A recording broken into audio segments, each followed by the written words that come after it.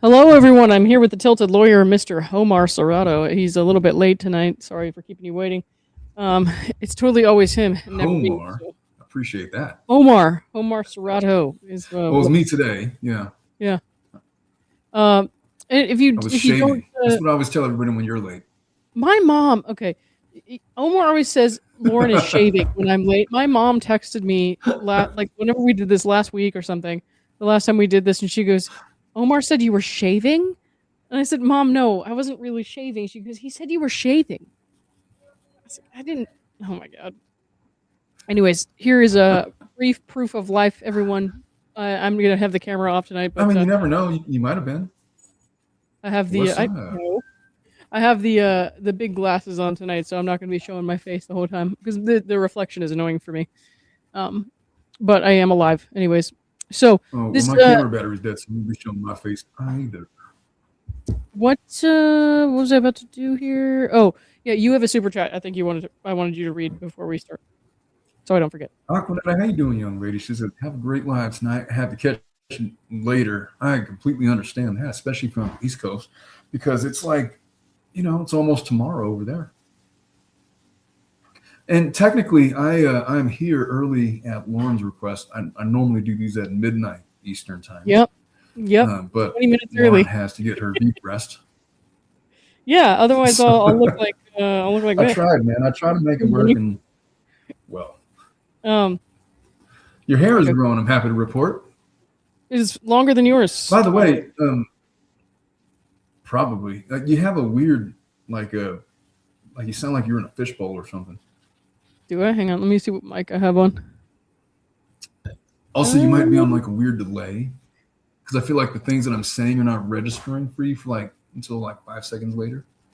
What's up, folks? Omar sounds kind of far. I sound far away. Yeah. Guys, who sounds further away? That's because I'm on the wrong mic. What about now? How about that? Yep, you sound better. Is that all right? That's what it was. Oh yeah, Omar sounds weird. Lauren sounds fine. That's about the size of it, isn't it? Well, I don't know if it's the size of it, but it's something of it. You sound fine now. All right, we're all good. All right. Okay. So before I get into the I'll pull up the document here and we'll get into it. But guys, in my chat, if you see the pinned chat, there is the link to the trial fundraiser. We're at I put it for 8,000. I'm at 6,500, so I'm pretty close. It's good. To go out to New York and cover the trial, so that'll be good. The reason I put it so high is because even if I can find a place to stay for a couple weeks that's not that expensive, I'm still, in order to be able to go there every day and sit in court all day every day, I'm gonna have to get a line saver at night, and that's not cheap. It's like $250, $300 a day. That's why it's so heavy. But appreciate everyone for donating to that, and it helps me out because I can withdraw that at any time just to give the payment to the line savers and pay for wherever I'm going to stay out there because YouTube pays out at the end of the next month. It's kind of confusing. So appreciate that, guys. Anyways, if somebody paid my way to go to New York, I totally would go. I would pay your way if I had enough money to pay your way. Hey, you better get it done soon because I hear that they are raising fares across the board 20% this week. Raising fares so hopefully you already got your plane ticket. I don't, but I'm going to figure that out. All of Wait, why are they raising it? There's a war going on, and oil supplies have been affected. Yeah, but that's really inconvenient for me, Omar. So I don't know what to tell you, man. I'm going to need everyone to just for whoever put a pause on that. Oh, tell me about it. Luckily, I don't play very often. We'll worry about that tomorrow. Right now, I want to go over this.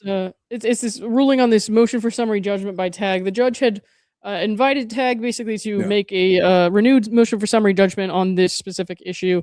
That was denied today, which I think surprised a lot of people because most of us were not attorneys, so we're reading that and we're thinking the judge told them that they could make this argument and refile, and then it didn't work out. So what do you think happened there? Well, just the too long didn't read version is the summary judgment motion is a little bit different than the 12C motion. 12C motion is purely pleadings. Motion for summary judgment necessarily deals with facts. And there's this I keep on saying throwaway line. The key sentence here was on page 7 going into 8, where Liman is writing his opinion. And basically he says that the court found that Lively had provided sufficient evidence at the summary judgment stage regarding actions which might have been taken to limit her opportunities for advancement in her career. And in a retaliation motion, it's not enough to say that we did nothing to retaliate that would have affected her pay, her job, or whatever, this and that, because there's also the indirect, well, does it affect her potential career advancement? And that's arguably yes. Yes. Now, 12C asks a much different question. They don't give a shit about the context of the facts. They simply ask is, number one, was she engaging in protected conduct, and was Tag engaging in conduct that was forbidden by FEHA? That is not a factual question. That is a very law-specific question, and that's the difference. And so it's still possible that the 12C motion is ruled upon. And I think that in this renewed motion, Tag had alluded to the fact that, look, this 12C is going to get ruled upon. And if it does, then Tag is taken out and Wayfarer is taken out, and there's really not much left to talk about, is there? But he rules on the MSJ first. Why? I don't know. It was a choice.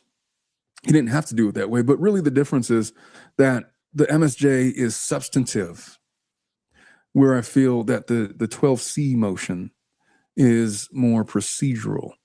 And that's the key difference. But I will admit that reading through these 12 pages, it's kind of dense. It's not, you're not gonna like, what is even going on? It's boring, it's very dry, it's very okay, versus direct kind. What are we talking about? Third party employers versus employer. What in the, I get it. I get where people's confusion is, but the bottom line is this: for MSJ retaliation purposes, they already made a decision in the MSJ ruling that we didn't care so much about. I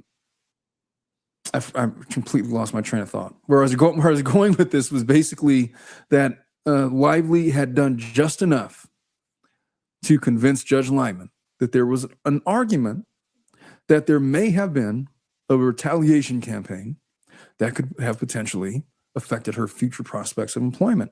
And he kept using this word context. Context is key. That might not be true for like a warehouse worker that's just going to go to another warehouse and get a job. Nobody gives a shit. They don't look that deeply into the backgrounds of warehouse workers. But for Hollywood folks, where reputation is everything and networking is everything, and word spreads like wildfire in the PR game and in the TMZ. Is it TMZ? What's it called? TMZ? What's that outlet? TMZ, yeah. TMZ. For whatever reason, when I said that, it didn't sound right. If she's making an argument that arguably Tag, Wayfarer, Justin Baldoni conspired to conspiracy is out, but basically Tag did something to affect her future employment prospects. That small designation, that small nuanced argument survives on MSJ. Is it going to survive in 12C? No. Well, probably not. Not in that way, because they don't give a shit about the context of the facts. We don't even get into the facts. We get into the sufficiency of the pleadings. That's the difference. And I think that's where people's confusion lies. Well, we're going to look at that in a second, right? But this, I guess people are just confused because the court specifically said, Tag can file a renewed motion for summary judgment if they want to. So a lot of people who were just following this as lay people understood that to mean that there was a pretty strong case for Tag to win on summary judgment. And then it seemed like today, and just from a lot of the reactions I was seeing, not necessarily, I mean, the way that you're explaining it makes sense, but the reactions I was seeing online were like, I don't understand why he even bothered telling them to do that if he was not going to grant it. But then it also sounded like he was wanting them to take a different angle with the argument that they didn't. And so that's where I think people were getting confused.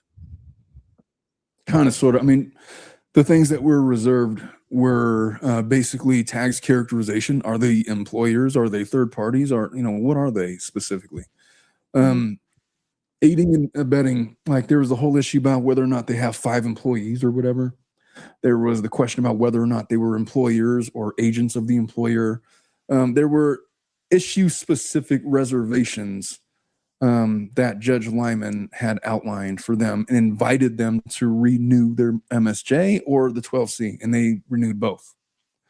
And so on the MSJ front, you could kind of feel, I agree with you, Judge Liman was a little bit frustrated with their arguments. Like, look, we already said that the conduct was, whether it was indirect or it was direct, it was indirectly affecting her future prospects of employment. And I said in my MSJ opinion that I believe that she did just enough to at least get us there. And you come back with that basically that same argument, that's not going to work. So MSJ denied. Under 12C, they still have those other arguments about whether or not, number one, she engaged in protected activity, whether or not TAG engaged in conduct that was prohibited by FEHA. Those were all different questions. Those are not factual questions. I mean, they kind of sort of are, but not in the same way as her future prospects for employment, if that makes sense. Okay, here's It sounds like it does. No. I was going to ask you a totally different question. No, you did fine. Sorry, I probably made it sound like you didn't make any sense. No, I just wanted to pivot to a different question I saw today. That I feel like I see this a lot, and a lot of it's like in regards to the sanctions issues, where people say, "Why doesn't the judge do this or that on his own?" And so people are asking, like, if the judge thought they had an angle to throw it out, why didn't the judge throw it out on his own instead of telling them to file a renewed motion? And the thing is, like, I don't think if judges did that in all their cases, like, I don't know, they're not really supposed to insert themselves that much, are they? And then also, if they were doing that in all their cases all the time, what would be the point of having lawyers? I think it's kind of, yeah. If that question makes any sense. Civil judges are funny like that. Okay. It does. Civil judges are much more careful to give themselves appellate leeway, I guess. And so he could have just like shut down and not invited any further briefing. But civil judges kind of bend over backwards. Look, if you got another argument to make, then make it. And that was kind of an issue.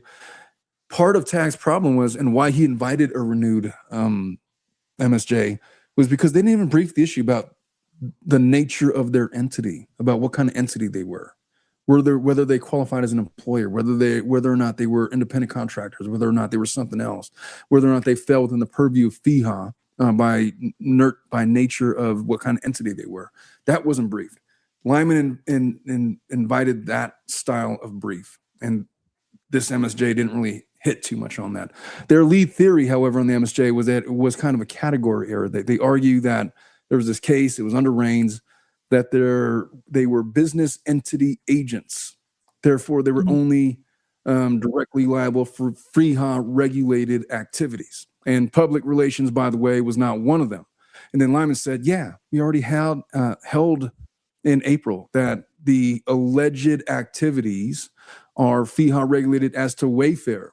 But then he said that Raines specifically reserved the indirect liability question. And so that was kind of inviting that specific argument onto the MSJ and to the 12C motion. And then he found that the parties, they didn't even brief it. They didn't brief it. So he's kind of looking for that kind of an argument. There was alternative theories, but that was kind of the main crux of their theory.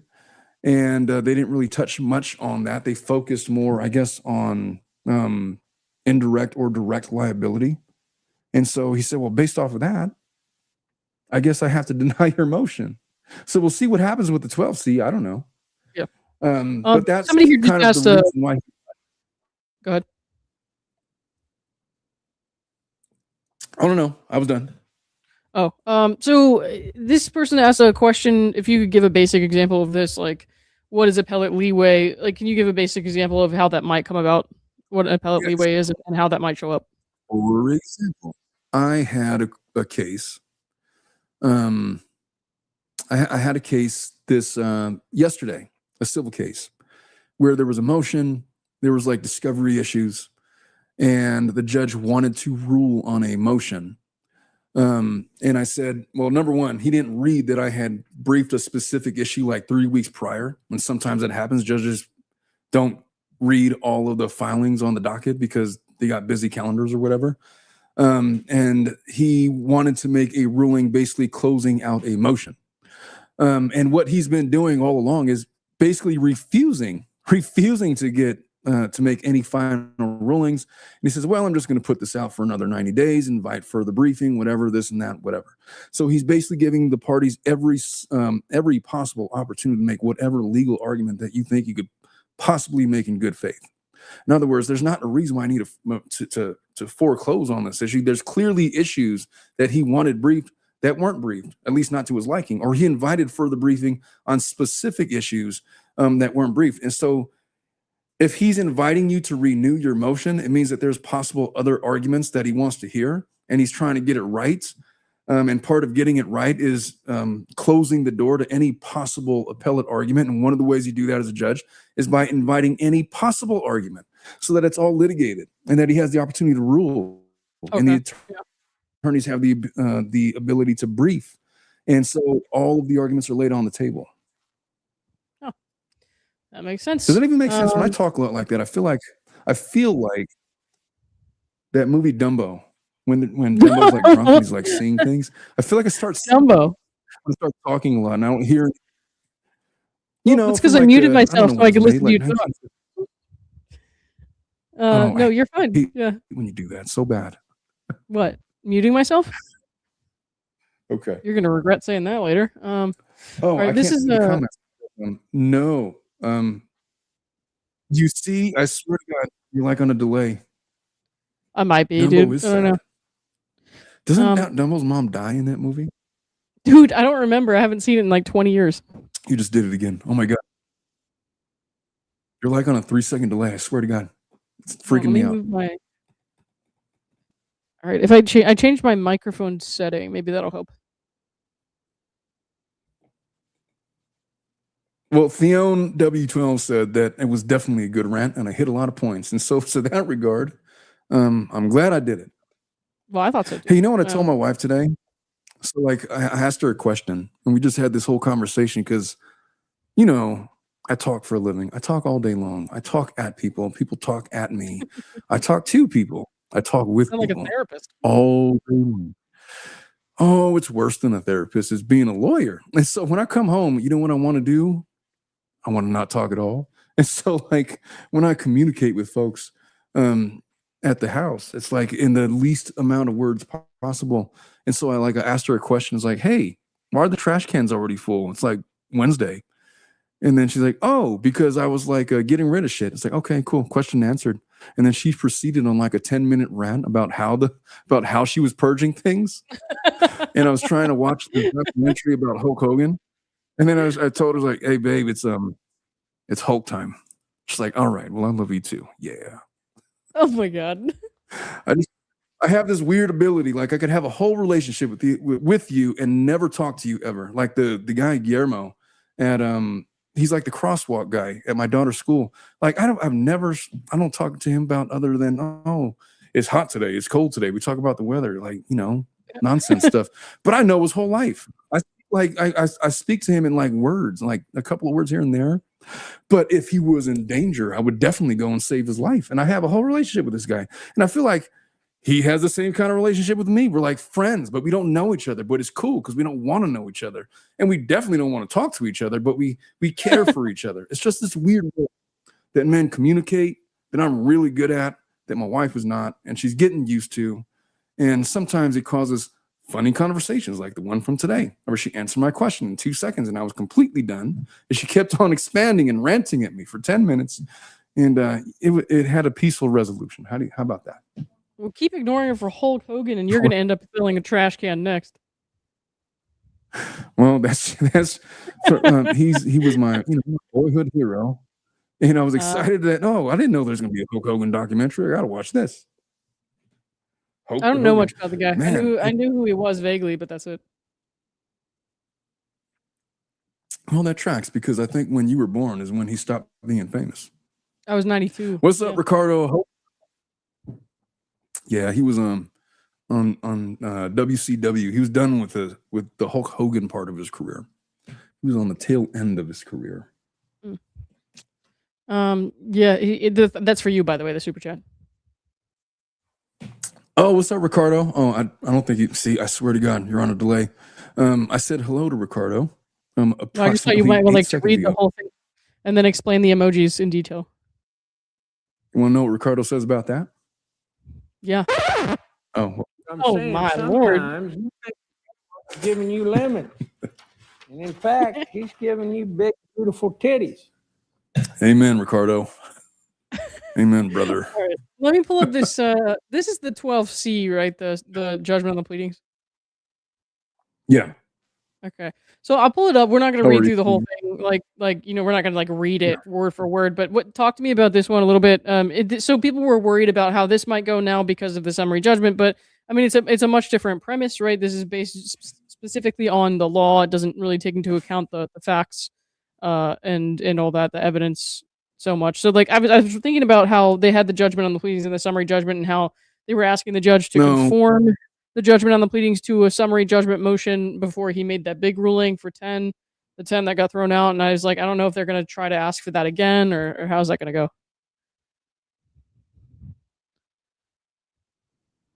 With the 12C, well, I mean, they filed both and that's fine. They probably could have filed one or the other. Mm-hmm. But the whole thing, if Liman grants the 12C, if he grants that, then the retaliation claim against Wayfarer and it ends with us. And Tag isn't necessarily dead. The aiding and abetting claim against Tag is dead. There's no principal violation. That means that there's no aiding and abetting. There's only breach of contract. And so, are we going to trial all the way on May 28th? Are we really just going to go to trial on the breach of contract claim? I don't know, man. These guys are not going to settle this case. It's not going to happen. I know that you say it's not going to settle, but what's left to fight? If the 12C is granted, what's left? It's literally just breach of contract. These guys are not going to settle. And then look at her Instagram post. She's not going to settle. As long as she's out there spouting that shit. You haven't seen her Instagram, but she basically makes a documentary about herself on her Instagram post. And she picked out pieces of the judge's ruling and talking about, all kinds of crazy shit. How interested I am in Blake Lively post. How interested are you? I don't think I need to ask. Okay. I get my Blake Lively news from you. Yeah. Well, I blocked her, so I don't know why I'm the one giving you the news on that. So, but she's making all kind of crazy Instagram posts about how she was wronged and how this shouldn't be written off as celebrity drama, and she wants people to see themselves in her story, and how the collective, aka the public, is just working against people, and it's all kinds of crazy stuff that she's trying to make this. What's up? You know what that tells me though? So follow me on this. I get all that. I know that she wants to carry on this victim narrative. I know that. Yeah. But I saw her post from right after her 10 of 13 counts were thrown out on the MSJ. And she was like, see, justice has prevailed. We're going into trial for retaliation, and I'm going to prove that I'm the victim and they are the assholes and they have been holding me down and women's rights and all of this kind of stuff. I'm a victim and all of that nonsense, right?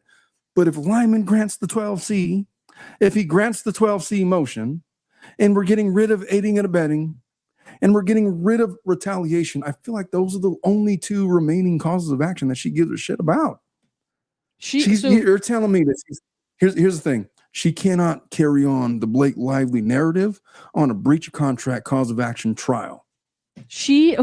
This woman for over a year and a half, went on talk shows and painted herself as the fucking poster lady for sexually abused women for so long. And then on a dime, she found her new victim narrative so fast. I guarantee you, we can bet on this. I guarantee you, if these claims get thrown out, she's going to somehow martyr herself over a breach of contract claim, and it will go to trial. She is that determined to burn this shit to the ground.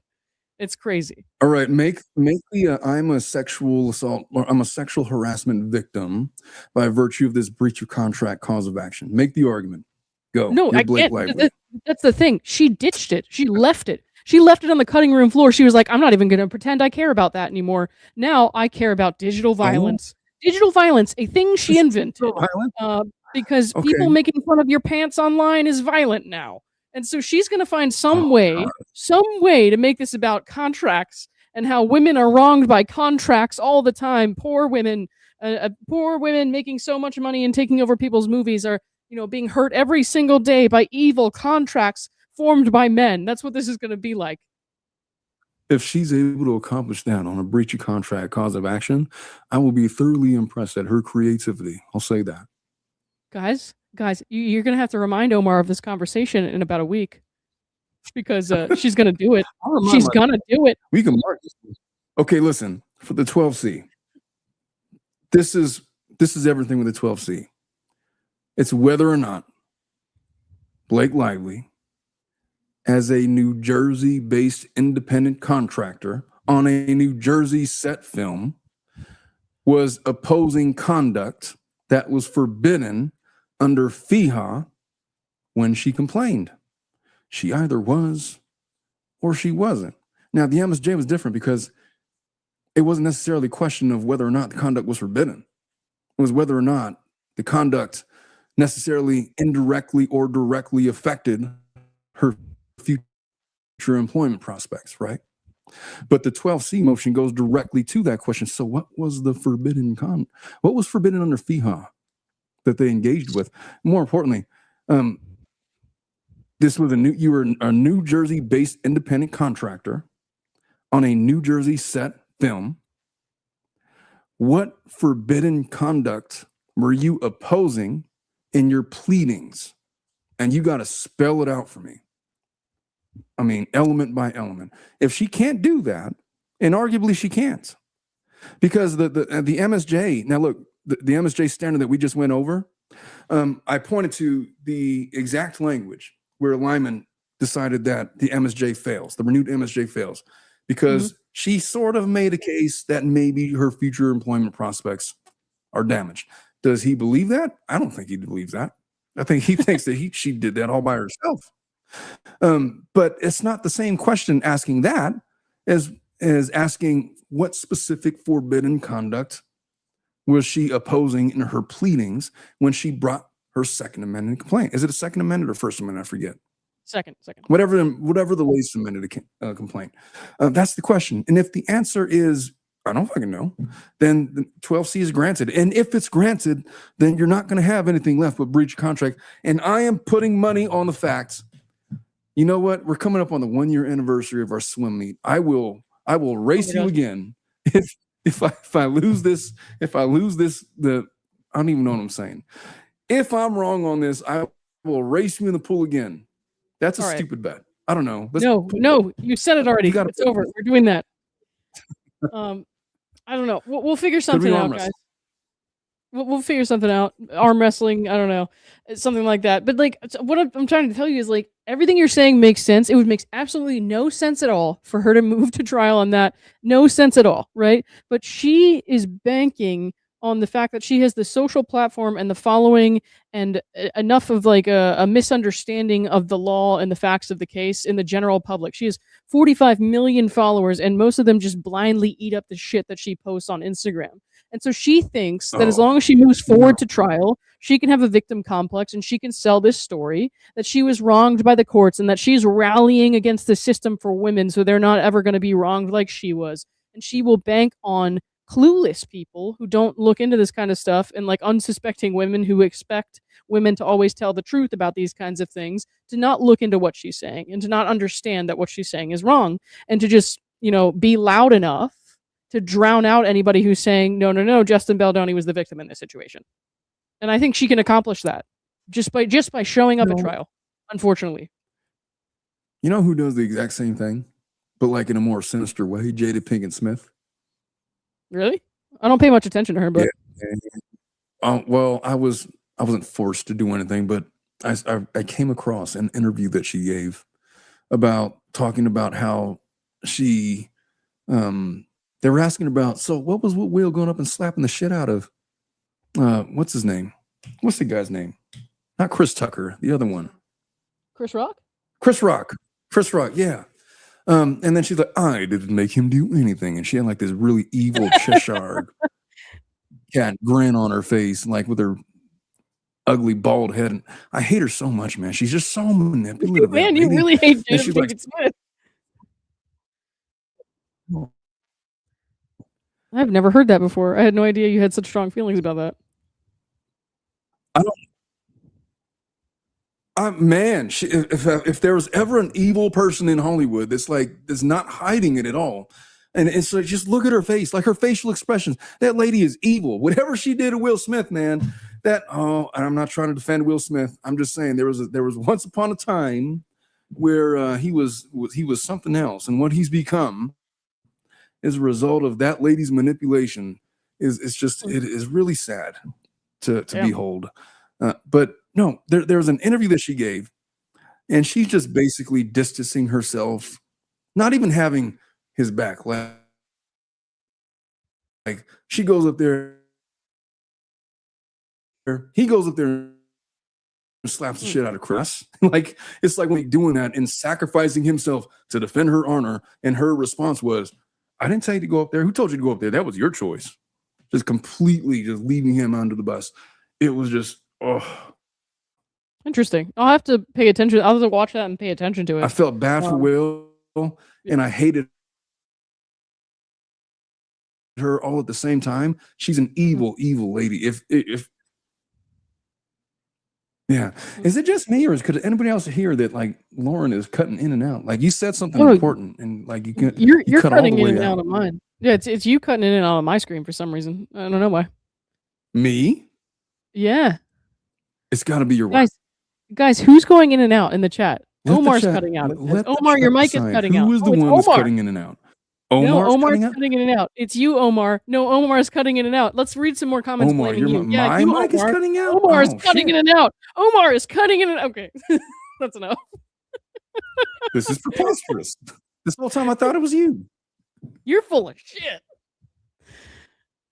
Sometimes. Anyways, I have sometimes I'm just boomer leveled up, man. I don't know. This shit happens. This is for you, the super chat. Fuck the Hulk Hogan, the Iron Sheik. Totally. I love that guy. Oh, you don't even know who that is, huh? The Iron Sheik? No, usually I was doing that thing that I usually do when people talk about people I don't know. I'm just like, oh yeah, sure, for sure. So, there was one more thing there was one more thing I brought up. It was that motion and limine response. I don't know if you saw it at all. If you had a chance to read that one, I'll pull it up, but I'm not sure how much we can really go through of it tonight because I haven't read the whole thing either. But there was just a funny quote in there. What's up? Oh, you did not send me this one. No, I have not read this. I didn't. I sent you. Oh, I said I put a bunch of spaces there. Of course, you didn't see that. Anyways, there was a funny part here where they compared her to Jeffrey Dahmer. Hang on, let me find it. I just wanted to make you read that. Okay. The probative value of evidence relating to Lively's reputation far outweighs its potential prejudice. Okay. So she's trying to keep out articles and evidence they're saying that are more prejudicial than probative. As noted, Lively opened the door to this evidence and made it highly relevant by putting her reputation at issue and forcing defendants to defend the allegations by, among other things, showing that they did not cause harm to her already tarnished reputation. And we get down here. Where did it go? Hang on. By way of example, while labeling a plaintiff as a murderer would ordinarily harm a plaintiff's reputation, calling Jeffrey Dahmer a murderer would not sully his reputation, which included a reputation as a murderer. So, like, her mean girl reputation, she's trying to keep out all these articles and stuff that show that she had a mean girl reputation before trial, or before the filming and all that. And so they're saying, like, well, he was a murderer before trial, so, you know, that wasn't like evidence that was prejudicial, because he already had that reputation, and they're trying to bring in this evidence that she was a mean girl before, because that's not prejudicial because she already had that reputation or whatever. And then down here she says, by using this example, defendants do not mean to compare Miss Lively to Jeffrey Dahmer. And I was like, it's kind of funny that you did, though.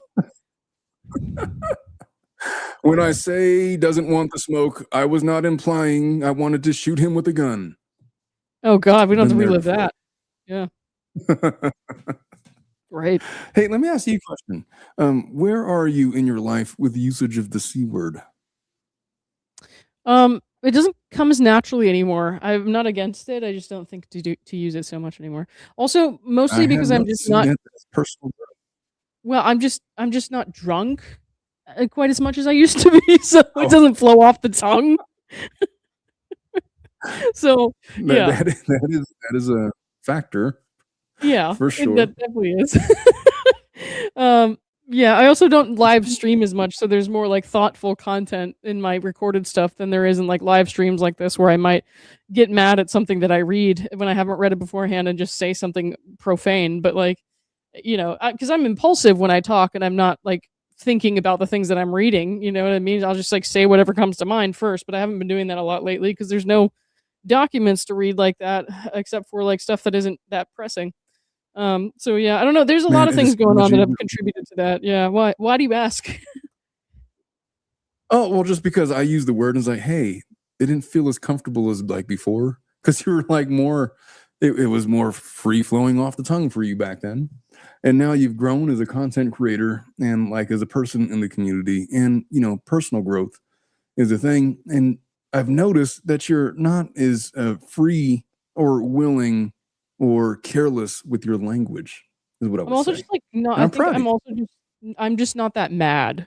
Is the thing. Like I've grown tired of these kinds of shenanigans to the point where I'm just like I'm so over it, and I've seen all of this before that I'm like not triggered enough to swear the way that I used to. Like I still swear. Like I'll drop my F word or whatever, just like casually in conversation because I always have. But like I'm not like angry, you know what I mean? I'm just like this is gonna end soon, and then we can all move on with our lives. So yeah. This is what I've noticed about you. See, you have more people track you down and like talk shit to you than I could fathom. And I've often wondered why that is. And I think it's because like you give this like image, this projection of like acceptance and like willingness to engage, that people like think that it's okay to like track you down and like share their opinions.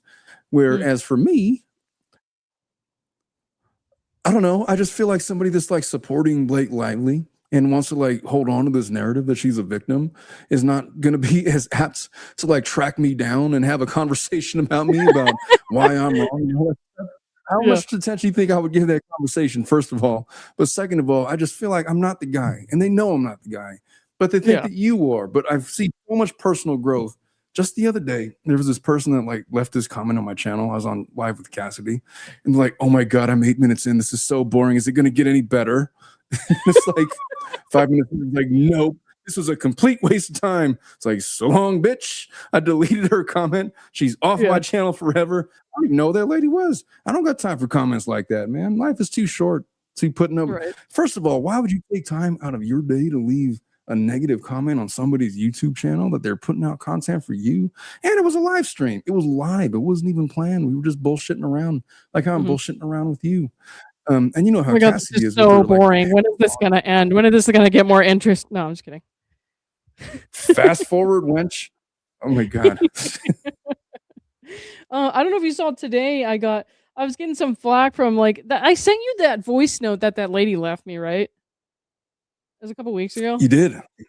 Okay. And so I talked about that and I played some of that. But I called her grandma because she lectured me on my phone about how I needed to do what she wanted me to do with my life because of her 40 years of experience. And I was just like thinking, this lady's 70-something years old, because I was able to find her identification. She's 70-something years old. She shouldn't be more mature and know as a grown woman not to act like that towards a woman who's a stranger and make her feel like unsafe by tracking down her details. And then two, she made her age directly relevant to the conversation when she lectured me about her 40 years of experience or whatever. So yeah, I called her grandma. I didn't call her asshole or dumbass. I didn't say profane words. I didn't say the C word. I called her grandma.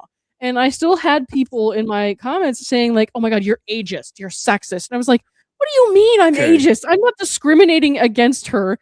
I called her grandma, and then I sat there for like 12 minutes, like going over why I felt bad for her and how I cared about her feelings, but it wasn't appropriate for her to call me on my phone, and I like bent over backwards to be nice to her, and people are still like, "You're ageist." And I was like, "'Cause I said grandma. I like grandmas. I don't have a problem with grandmas." But she was like a grandma, okay? She was a grandma lecturing me on my cell phone, a number that I don't give out. So I don't know why she had it. It was just very strange that I was still getting comments like that. And I was like, y'all are wild, to the point where I'm just going to start blocking these people. I mean, blocking was the best option, but just playing a little devil's advocate here. What if somebody called you a grandma for I would be your fine with advancing that. of your... I literally do not have a problem with that. I will give you a story. So the other day, my wife was tired. She was tired. She'd been dealing with the kids all day long, and she had it up to here, and she just wanted the noise to stop. And it was bedtime, and the girls were carrying on and on and on and yelling at each other and fighting with each other. And then I walked in there and I talked to Av. I was like, "Girls, look what you did to your mom's face." And they were both like, "Oh," I was like, "What?" You're just like, "What? What's wrong with my face?" It's like, look at her face. Her face is, and all I was trying to say was, she's had it up to here. She's done with you, with your foolishness.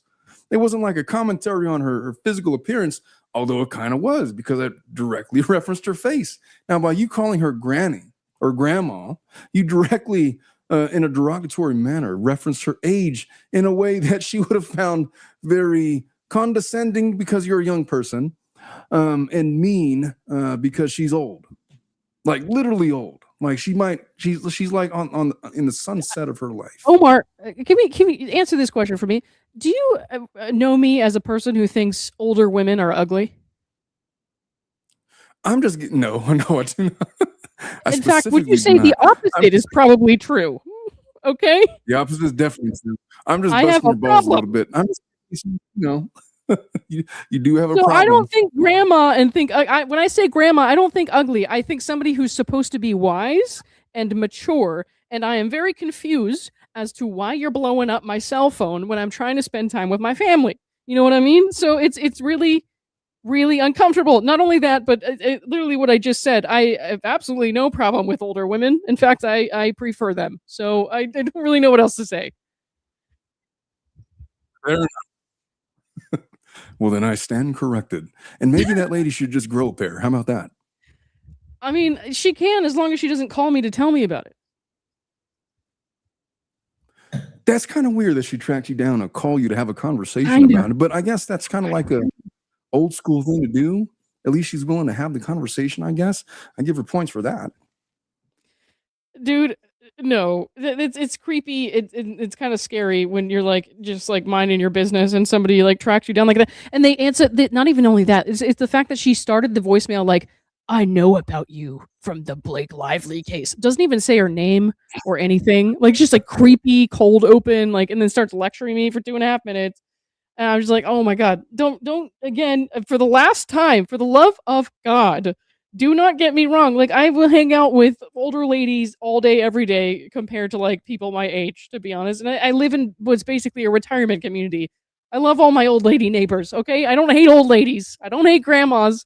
But if you're a grandma, my expectation is that you are wise and mature enough not to do what she did, and that's why I said it like that. So I will say that you do really well with older women. and not in a What do you pervy think of that? way.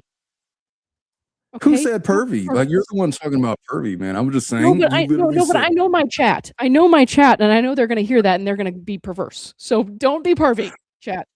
Hey, man, if you can't control the perviness of other folks. They're gonna think things anyway. Well, to be honest, I kind of instilled that in a lot of them, and so I take responsibility. But I do have to instruct them to stop sometimes.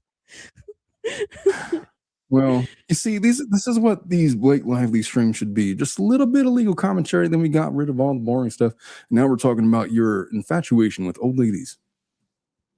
I mean, infatuation it's not inaccurate. I mean, no.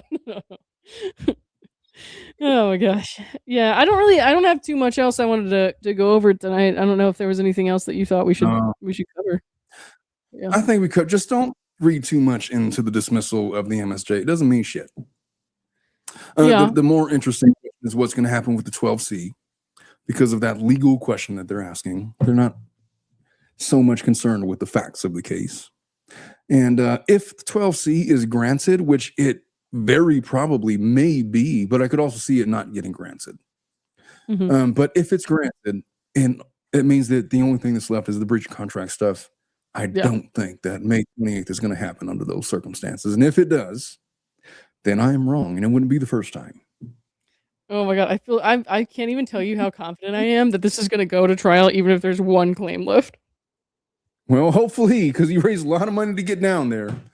And so, well, the thing is, even if it doesn't go forward, what I said I would do with the money, if it doesn't, is I'll save it for the Stephanie Jones trial, which I also think is going to go forward. But yeah, we'll see. When is that trial scheduled for? They don't have a date yet. They only have they just got a date for expert deadlines on that one. So, and they don't have a date for trial. That's odd. It's moving slow. Yeah. Juicy Prusy says older people have nothing left that stops them. So I get it. Exactly. Like if you're, man, I'll tell you what, if I'm 80 years old and I got something to say, I'm just going to say it, man. What do I got to lose? If I'm 80 years old, I'm not going to talk to you ever.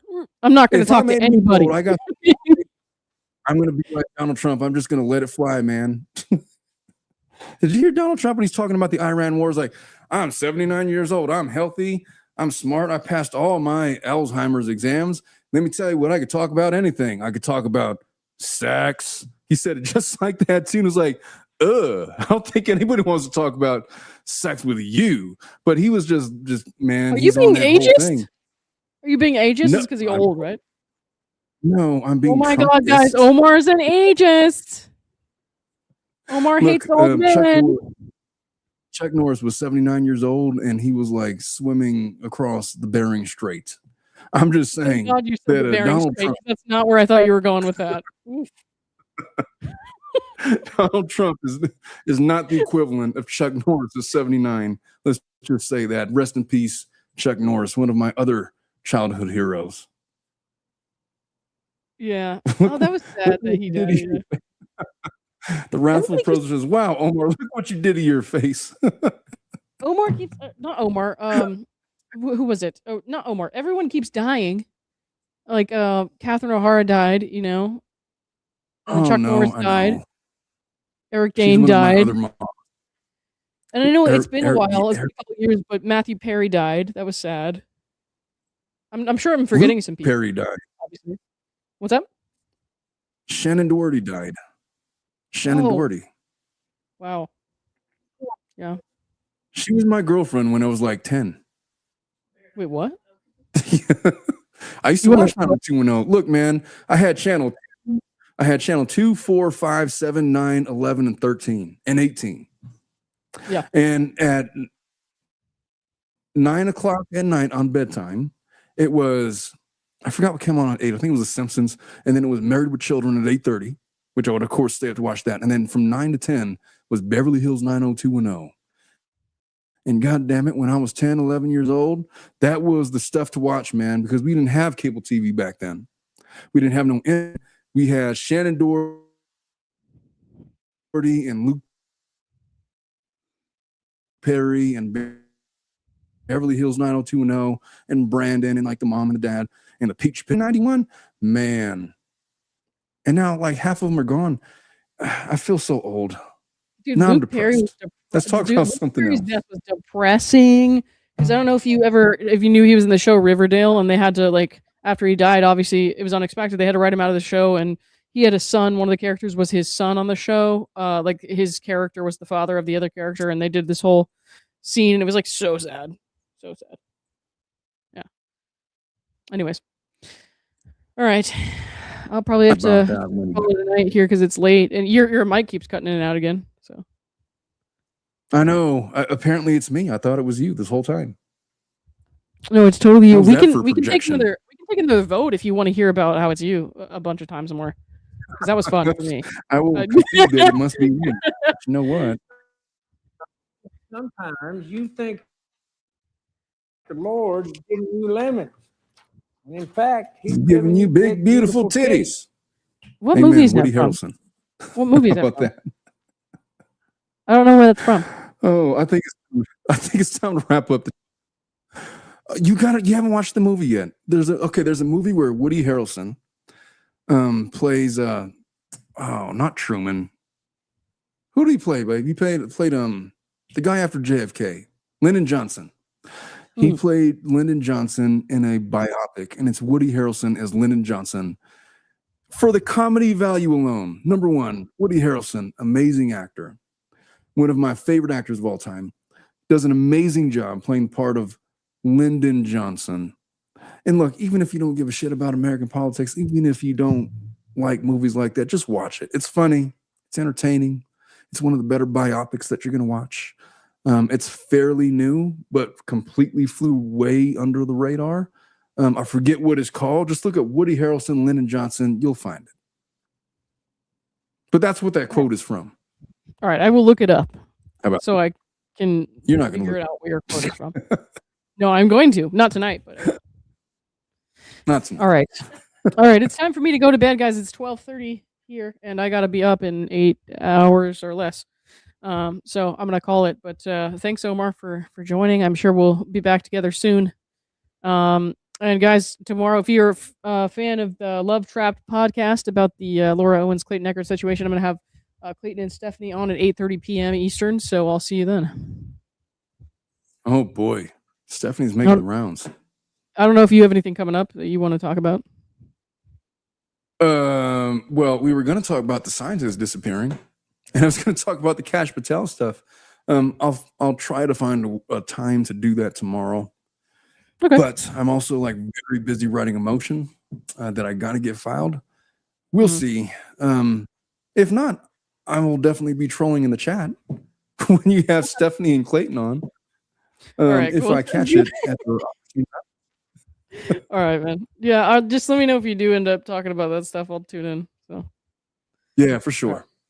All right. Thanks, everybody. Appreciate you. And oh wait, this is for you.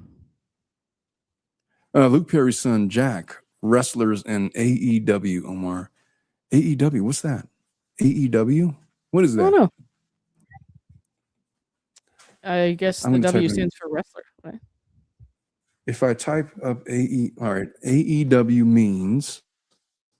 Oh, I guess it's a wrestling thing. Yeah. Oh, All Elite Wrestling. Yeah. Did they change it again? Is it not WWF anymore? WWE. It's AEW. Oh man. See, I'm not a wrestling fan anymore. I was a wrestling fan back in the late 80s, early 90s, and then I grew up. All I'm saying is Hulk Hogan was my guy, and so I'm not well versed in the current wrestling thing that is happening. Anyway, it's time to go. All right. Thanks, everyone. Talk to you later. Bye. I love you all. Bye-bye.